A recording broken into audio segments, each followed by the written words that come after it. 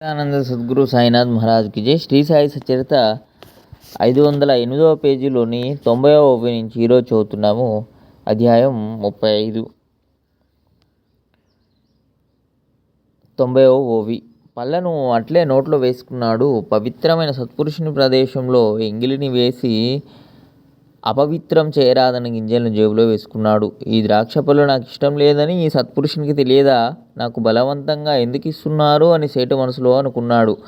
అతనిలో ఆ ఆలోచన రాగానే బాబా మరలా అతనికి మరిన్ని పళ్ళనిచ్చారు.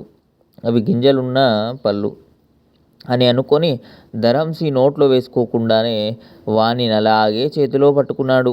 నిజంగానే అతనికి గింజలున్నవి ఇష్టం లేదు, కానీ బాబా తమ చేతులతో ఇచ్చారు, ఏం చేయాలి అని సేటు తపన పడిపోయాడు. నోట్లో వేసుకోవడానికి మనస్కరించక పిడికిట్లోనే పట్టుకొని ఉండగా బాబా తినేసేయి అని అన్నారు.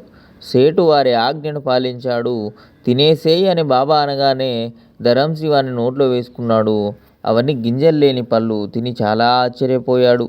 గింజలు లేని ద్రాక్ష పళ్ళను కానీ ధరంసి ఆశ్చర్యంగా, సత్పురుషులకు ఏది అసాధ్యం, వీరికి ఎంతటి సామర్థ్యం, నా మనసులోని విషయాన్ని తెలుసుకున్నారు. అన్ని గింజలున్న పళ్ళే అయినా సాయిబాబా నా చేతికి గింజలు లేని మంచి పళ్ళను ఇచ్చారు అని అనుకున్నాడు. మనసు స్తంభించిపోయింది. బాబాను పరీక్షించాలన్న మాట మరిచిపోయాడు. అతని అహంకారం అంతా కరిగిపోయింది.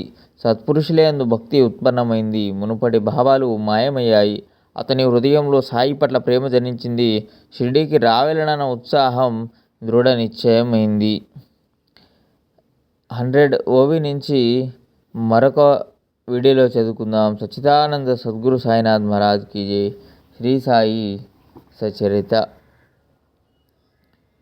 100వ ఓవి నుంచి మరో వీడియోలో చదువుకుందాం. సాయినాథ్ మహారాజ్కి జై.